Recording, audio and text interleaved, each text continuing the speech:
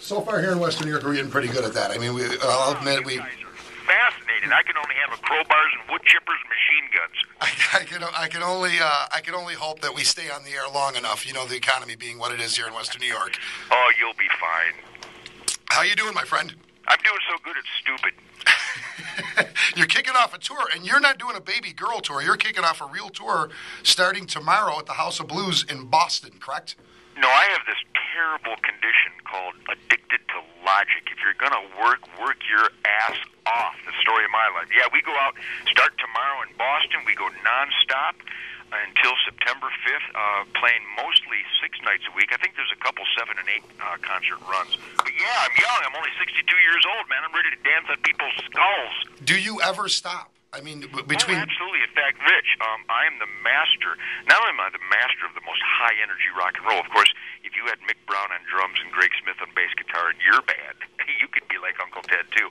I live the musical dream every night, every song, every jam, every lick, every concert, every rock out. These guys are so intense. They're so gifted. Mick and Greg represent a rhythm section that just every guitar player dreams of. And believe me, I'm still a dreaming guitar player. I'm like an escaped preteen in the garage with my first loud amplifier. And every night is that road less traveled. We're just adventurous musical idiots up there.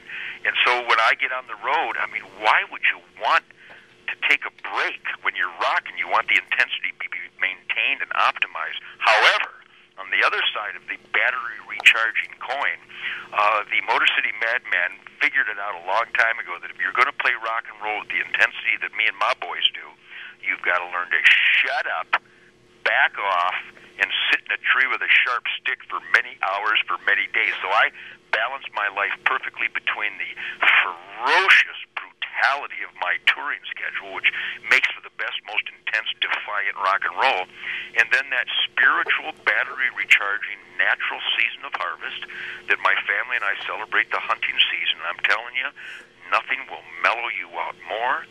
Nothing will recharge your batteries more.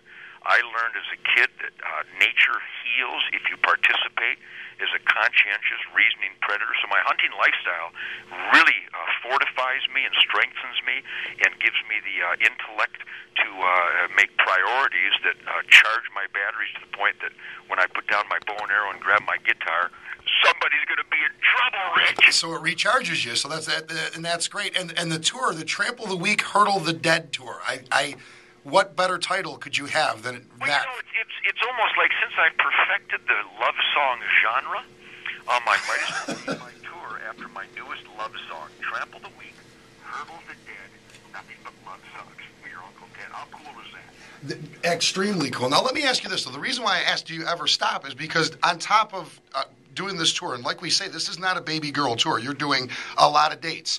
You've got your book writing that you do. Ted White and Blue is just come out in paperback. And then you've got your TV shows, too. So you have a lot of irons in the fire all the time. You know, the American dream is really about the dream first. I mean, I always dreamed. Of course, I started playing guitar immediately when I was probably 5 or 6 years old. Les Paul had just perfected the damn thing, and then Bo Diddley and Chuck Berry showed us how to use it.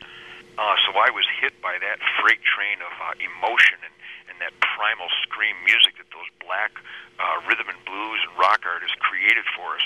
So I was born at the perfect time in 1948, and also the fact that by 1948 my dad was already a follower of a great conservation visionary by the name of Fred Bear, who had created bear archery and that was basically reinventing the aboriginal art form of hunting with the bow and arrow, the challenging demand of getting close and understanding our spiritual role as co-inhabitants of wild ground that produces our air, soil, and water quality. That comes from wildlife habitat. So I fell in love with the mystical flight of the arrow and the animal breeding soundtrack that the guitar represented to me to this wonderful day today. And so I dreamed of hunting big game with the bow and arrow as a little boy, and I dreamed of reproducing that intensity of Bo Diddley and Chuck Berry as a little boy. And damn it, Rich, all these years later, I haven't perfected it, but boy, I'm getting closer. And those dreams have now turned into not just my avocations, but my vocations. I have a Ted Nugent Spirit of the Wild, the #1 hunting show on the Outdoor Channel. Have it for over, I think it's 18 years now. It started on public television. And then Tooth, Fang, and Claw television on the Pursuit Network. I've written 5 books. I write for up to 30 sporting publications. I write a weekly feature on humanevents.com and Washington Times, also WashingtonTimes.com, the website.